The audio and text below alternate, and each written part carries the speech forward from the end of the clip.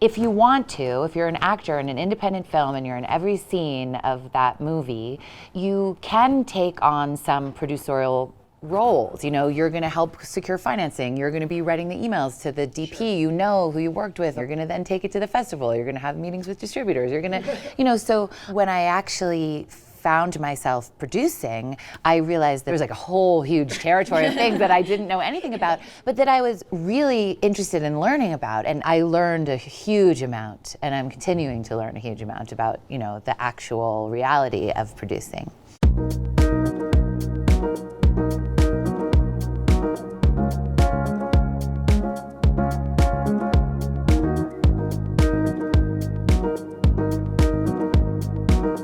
The producers, before even meeting me, had wanted to do a remake of it, and they wanted a female director, and they approached me and sort of pitched the project to me, and then I was able to see the original film at Lincoln Center soon thereafter, and I fell in love with the story. And normally I wouldn't take on a remake, but in this case I really felt that I could sort of tell my own story and reframe it from a woman's perspective.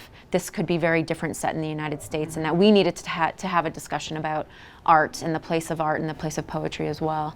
Sarah and our producers, Talia and Osnat, sent me the script. When I read it, I had the very unusual feeling I've had a few times in my career where I was like, this is for me. And I think part of the reason I felt that is I think as women, I think we have gotten really used to, you know, like maybe 30% of what we see, you know, in a particular television show or a particular film, we can relate to. And when you read something where there's an opportunity to express 100%, if you can meet that, for me, that's very exciting. And that's what I felt when I read the script. I would like to touch on something you just said about we've been okay with the 30% being a tertiary character, and this was a chance to be a supporting tertiary character, but giving the 100% in that role.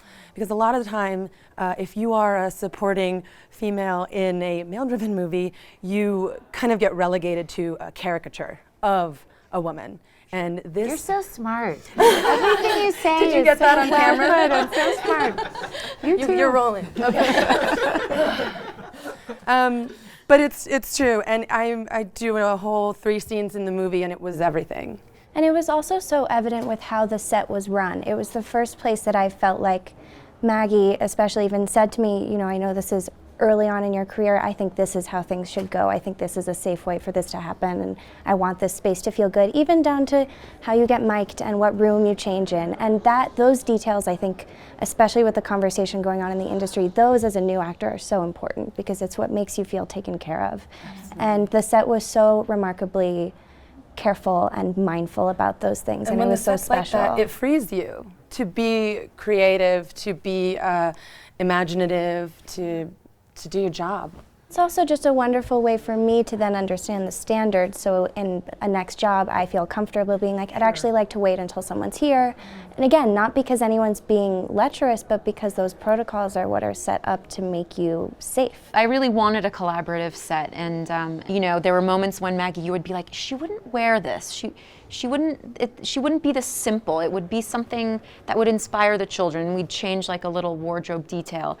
And I know you guys did that as well, and I loved that. And I loved creating that space where we could all kind of talk about it. I can sort of micromanage it on a script, you know, in script form, but ultimately it's then yours, and I feel like you should run with it, and I shouldn't be there. You create a backstory with all of the details and all of the idiosyncrasies of this person that you're in, you know, and I felt like all 3 of you did that so beautifully, and I hope I created that space for you guys. But it was just, for me, it was just fun watching that happen, you know, by all of these, you know, transformations. I think it's interesting about collaboration because what you just said reminds me of what Morgan Freeman said. He was asked, what makes the best director? And he said the best director is the best casting director.